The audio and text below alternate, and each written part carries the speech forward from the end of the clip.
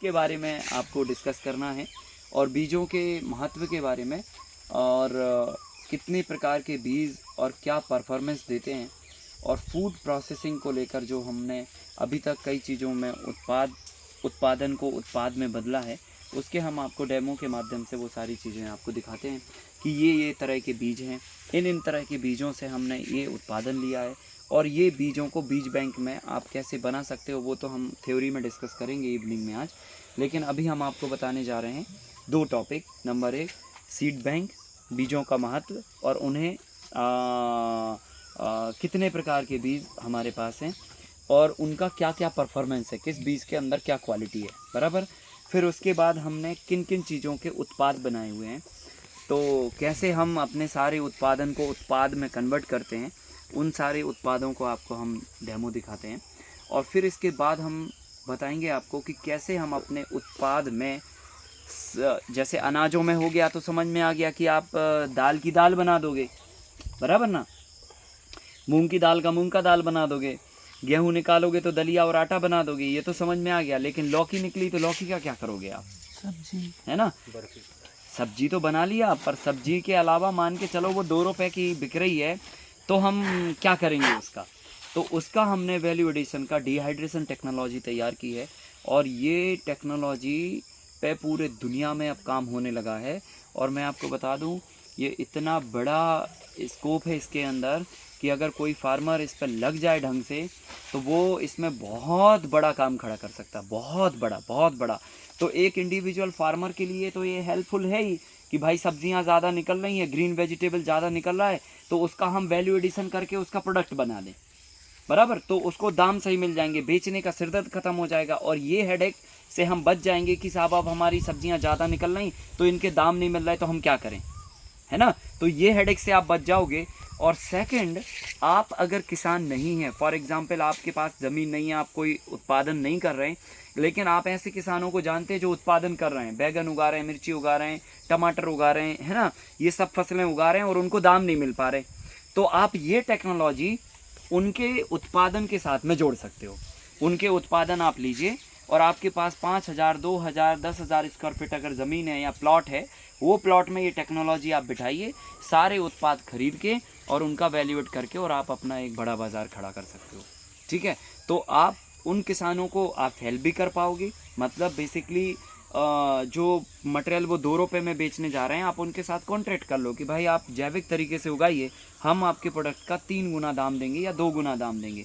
किसान को आप 5 रुपये दीजिए और आपकी वही चीज़ 5 रुपये की 20 रुपये में बिकेगी, तो आपके पास 3 गुना मुनाफा होने वाला है। 2 गुना आप किसान को दे दीजिए, है ना, 3 गुना आप अपने पास रख लीजिए, तो वैसे भी आप किसान की भी हेल्प करेंगे और आप अपनी तो कर लेंगे, ठीक है कि नहीं। तो ये वैल्यू एडिशन का बहुत बड़ा विषय है, आप इस बात को बहुत गंभीरता से समझिएगा, और ये आपके पूरे एग्रीकल्चर की डेफिनेशन को बदलने को तैयार है। मतलब हर एक किसान ने अगर ये काम कर दिया, क्योंकि इसमें ना तो मशीनरीज की ज़रूरत है, ना बहुत बड़ी फैक्ट्री इंफ्रास्ट्रक्चर की ज़रूरत है, बहुत छोटे से तरीके से आप इसका वैल्यू एडिशन कर सकते हो, है ना। वो तरीका हम आपको समझाएंगे, दिखाएंगे। सो टी ब्रेक के बाद में वो वैल्यू एडिशन का हम आपको दिखाएंगे डेमो और वो सारी चीज़ें। और उसके पहले हम आपको सीड बैंक के बारे में बताते हैं और बीजों के महत्व और उनमें कौन कौन सी क्वालिटीज़ के सीड्स हैं हमारे पास और वो क्या परफॉर्मेंस देते हैं उसके बारे में बात करते हैं, ठीक है। तो क्या करना, जितने लोग कुर्सी पे बैठे हैं वो लोग कुर्सियाँ लेके आ जाएंगे, ठीक है, ताकि सारे लोगों को दिख जाए, नहीं तो घेरा बनाएंगे तो सारे लोगों को नहीं दिख पाएगा। कुर्सी वाले लोग आगे बैठ जाएंगे, पीछे के लोग फिर खड़े होके देख सकते हैं, ठीक है। चलिए आइए।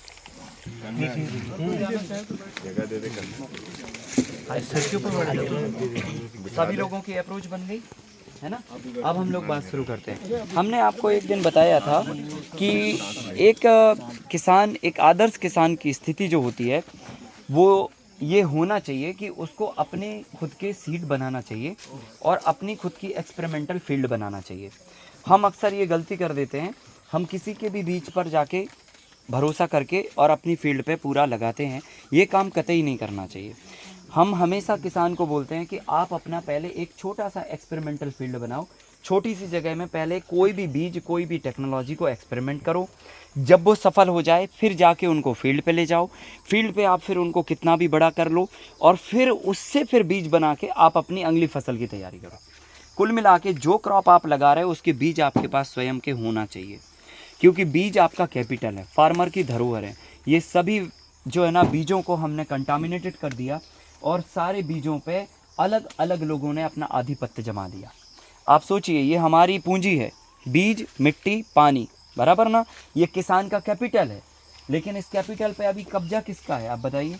हमने अपने सारे बीजों को किन्हीं कंपनियों के हवाले छोड़ दिया, सारे पेटेंट उनके पास हैं साहब, सारे बीज खत्म हो गए, 1.25 लाख चावल की वैरायटियां हमारी खत्म हो गई, सारी वैरायटियां ब्रीडेड करके उनके नाम पे पहुंच गई। ये हमारा कैपिटल था, ये किसी की बापोती नहीं थी जो हमने किसी के हाथ में सौंप दिया। ठीक है, अभी जो गलती हो गया, छोड़ दीजिए, अभी वो पन्नों पे पलटने का कोई फ़ायदा नहीं। आगे के पन्नों पर हमें इतिहास बनाना है, और इतिहास बनाने के लिए आपको जो बीज जहाँ पर भी मिलते हैं जेनेटिकली उनको प्योर बनाइए, और प्योर बना के उनका बीज बैंक आप स्वयं बनाइए। मतलब हम आपको ये नहीं कह रहे हैं कि सारे बीजों का बीज बैंक बनाओ, आप जो क्रॉप उगाते हैं आप उसका ही बीज बनाओ केवल। मतलब आप 2 क्रॉप उगा रहे हैं तो 2 क्रॉप के आपके पास सीड होना चाहिए, अगर आप 4 क्रॉप उगा रहे हैं तो 4 क्रॉप के सीड्स होना चाहिए, या इवन जितनी क्रॉप उगाते हैं आप उतनी क्रॉप के सीड्स आपके पास होना चाहिए। अगर आप पैडी के फार्मर हैं तो पैडी का सीड्स आपके पास, अगर आप वीट के फार्मर हैं तो वीट के सीड्स आपके पास, वेजिटेबल फार्मर हैं आप तो वेजिटेबल के सीड्स आपके पास होना चाहिए। तो एक आइडल फार्मर की डेफिनेशन यहीं से चालू होती है कि उसके पास 2 चीज़ें हैं। नंबर 1 एक्सपेरिमेंटल फील्ड, जो 50 बाई 50 फीट का एरिया आप मार्किंग करके छोड़िए। आपको हमने बोला कि साहब ये मिर्ची का बीज बहुत अच्छा फलता है, तो ठीक है, हमने फलाया, हमने बोल दिया, लेकिन ये आपके यहाँ फलेगा ना, तो इस बात की गारंटी हम ले सकते हैं ना, कोई थर्ड पर्सन ले सकता, ना आप ले सकते। क्यों? आपकी मिट्टी का कैरेक्टर अलग है, आपका पानी अलग है, आपका क्लाइमेट अलग है, आपका जोन अलग है, आपका करने का तरीका अलग है, आपका सब कुछ अलग है। तो सब कुछ अलग अलग सिचुएशन में एक बीज हर सिचुएशन में तो एक जैसा परफॉर्मेंस नहीं देगा ना भाई, सही है कि नहीं? तो आपको क्या करना, ये बीज लेके जाइए, थोड़ा सा आप पहले एक्सपेरिमेंटल फील्ड में डालिए। अगर वो बीज वहाँ पर अच्छा परफॉर्मेंस दे रहा है, इसका मतलब उसके मिट्टी ने वो पानी में वो करने के तरीका वो बीज को सूट कर रहा है। अब आप उसको बड़ा कर सकते हो, समझ रहे ना? फिर आप बड़े स्केल पे उसको लगा सकते हो, लेकिन पहले से बड़े स्केल में प्लान करने की कोई ज़रूरत नहीं है। हम हर फार्मर को कहते हैं आप बीज हमसे ले जाओ, पर थोड़ी मात्रा में लेके जाओ, उसको जाके मल्टीप्लाई करो, पहले एक्सपेरिमेंट करो। अगर वो अच्छा परफॉर्मेंस आपके एरिया में दे रहा है तो आप फिर उसको बढ़ाइए, है ना? और आपको खुद ही बीज बनाना है, आपको दोबारा भी हमसे बीज लेने की ज़रूरत नहीं है। तो ये एक आइडल फार्मर का डेफिनेशन होना चाहिए।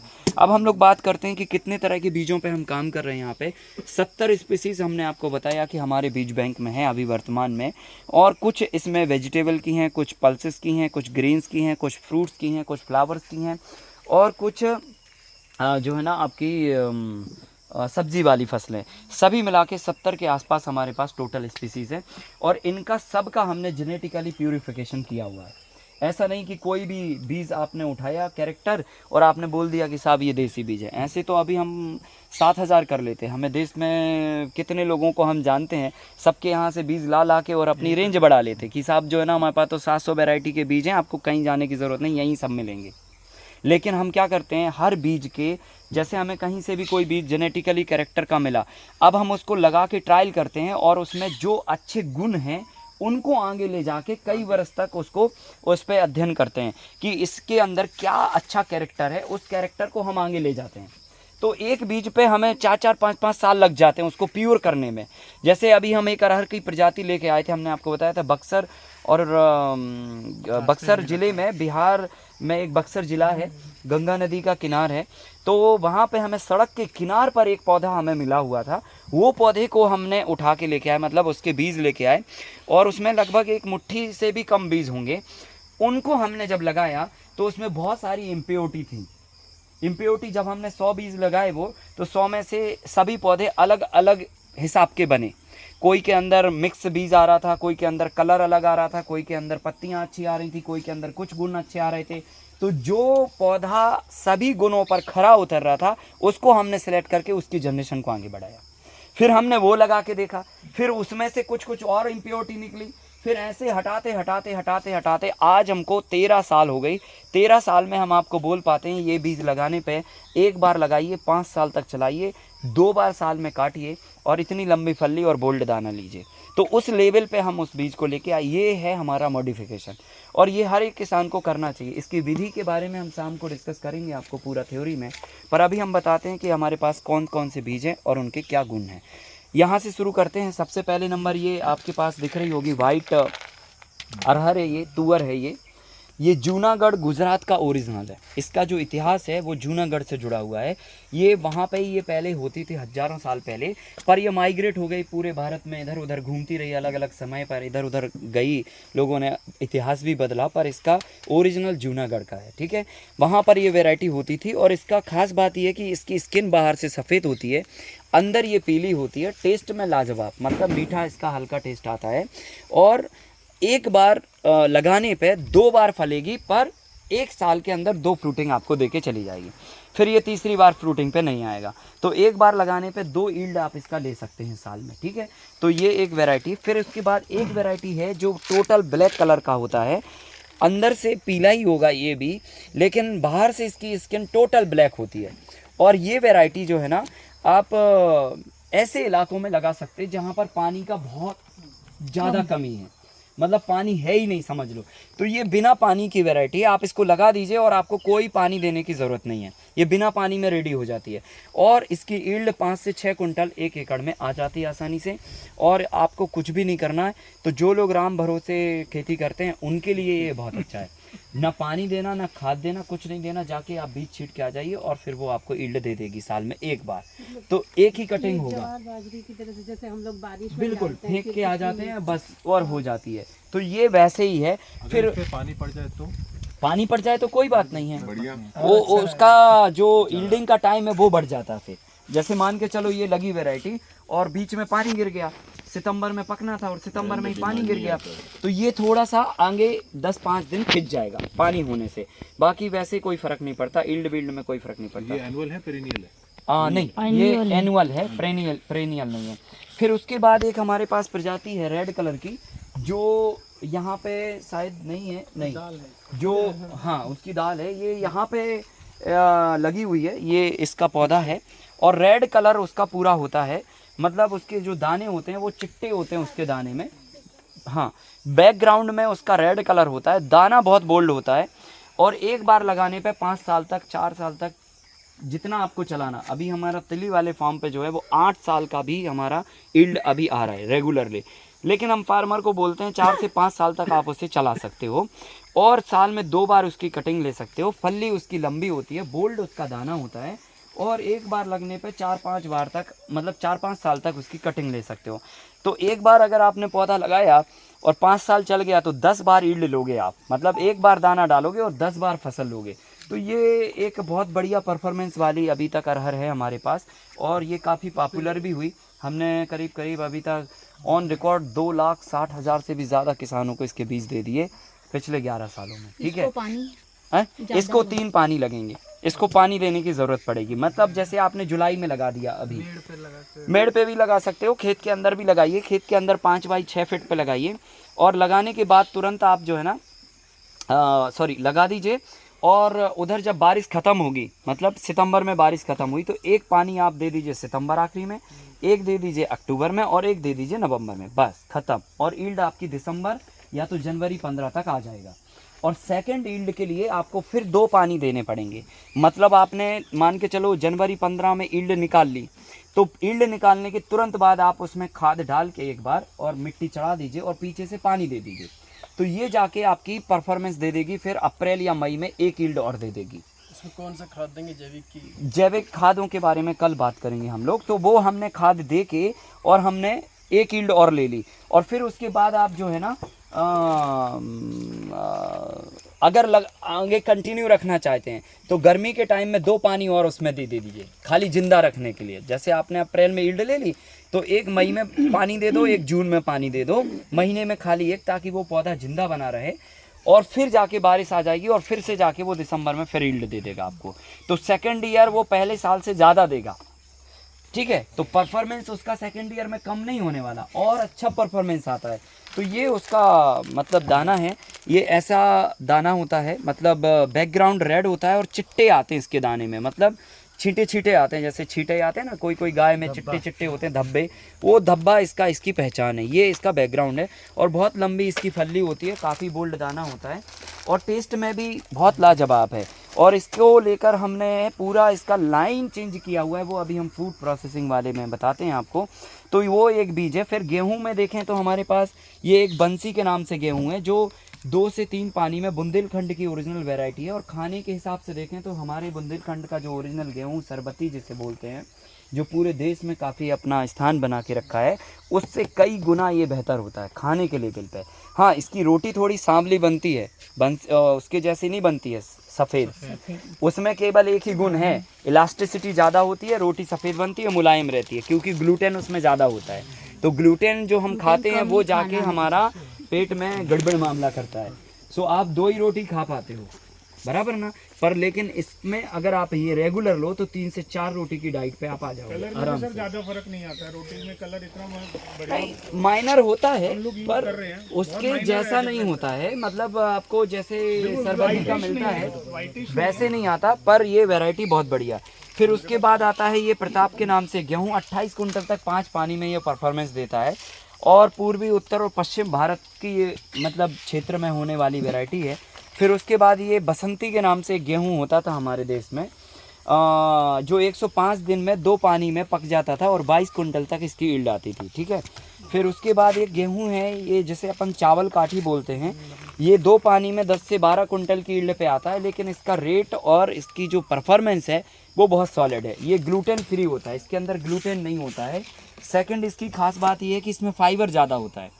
अगर आपने महीना भर, जैसे जिन लोगों को कब्जियत का प्रॉब्लम है, अनडाइजेशन है जिनको, है ना, सुबह में तकलीफ होता है या टाइम लगता है, वो लोग अगर 1 महीना अपनी डाइट में इसको शामिल कर लें, चाहे इसका पुड़ी बना के खाओ, चाहे दलिया खाओ, चाहे रोटी खाओ, चाहे जो भी खाना वो खाओ, पर 1 महीना अगर आपने डाइट में शामिल किया, कब्जियत रिपेयर हो जाएगा आपका, गारंटी के साथ में।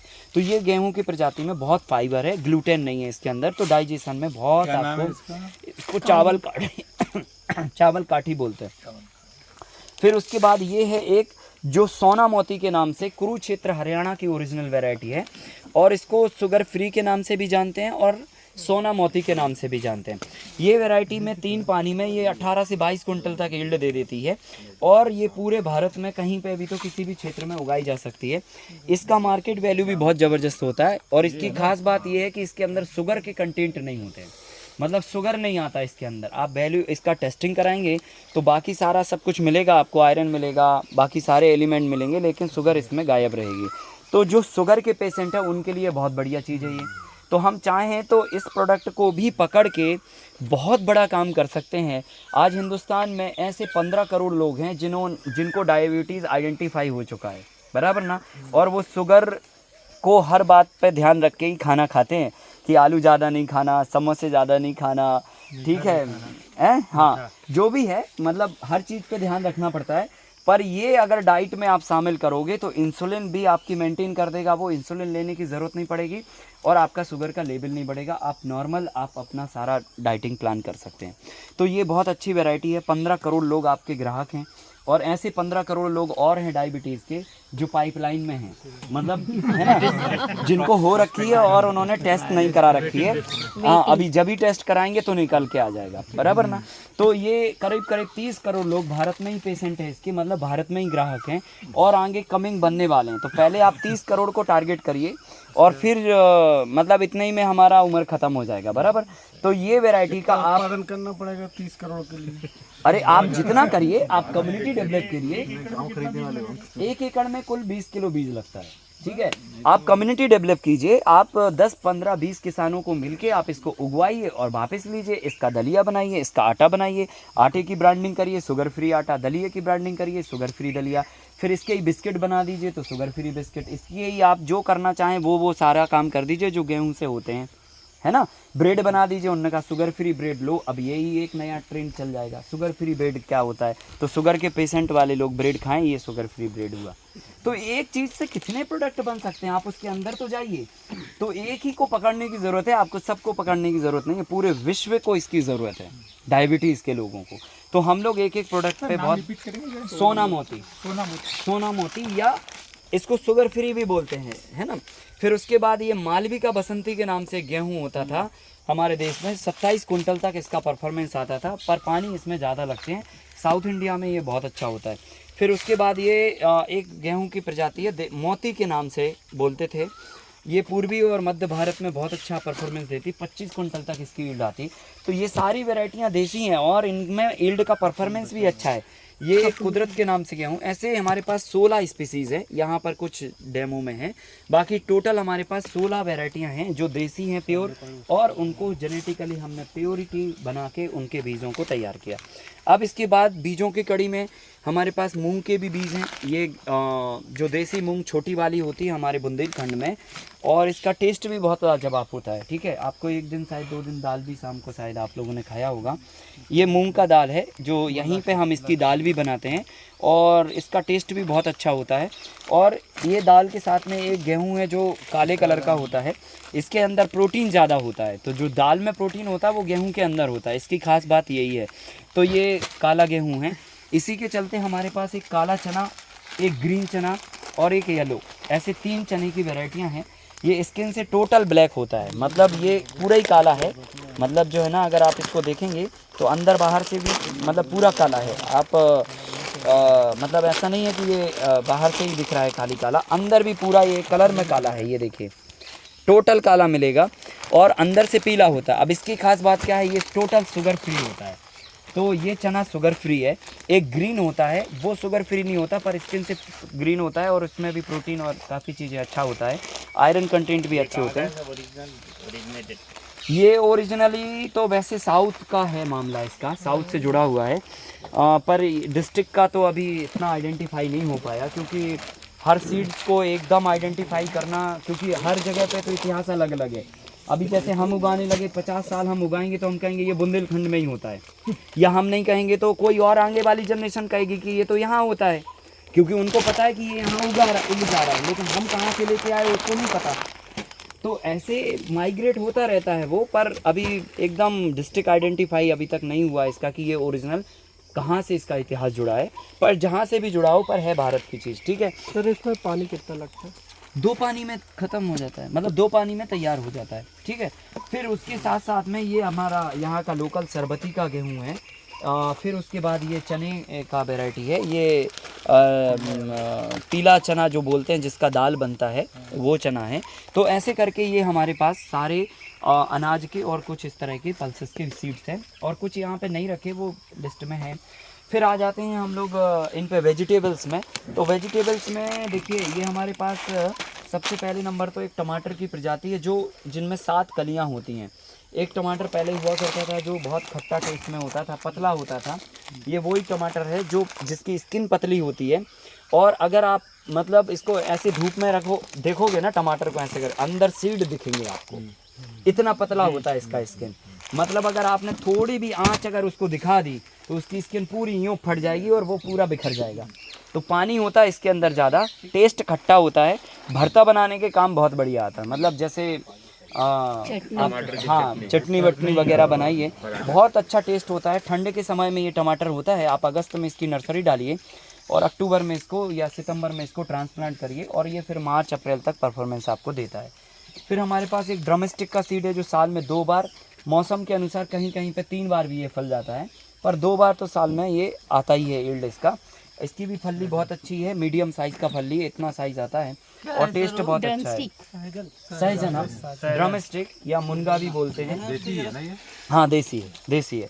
फिर उसके बाद हमारे पास एक तिल है जो एक तो ब्लैक कलर का भी है, एक वाइट कलर का है, तो तिल भी हम लोग उगाते हैं। फिर एक हमारे पास चावल की एक वैरायटी है जिसे जीरा शंकर बोलते हैं। ये चावल बिल्कुल जीरे के माफिक होता है, बिल्कुल छोटा छोटा होता है।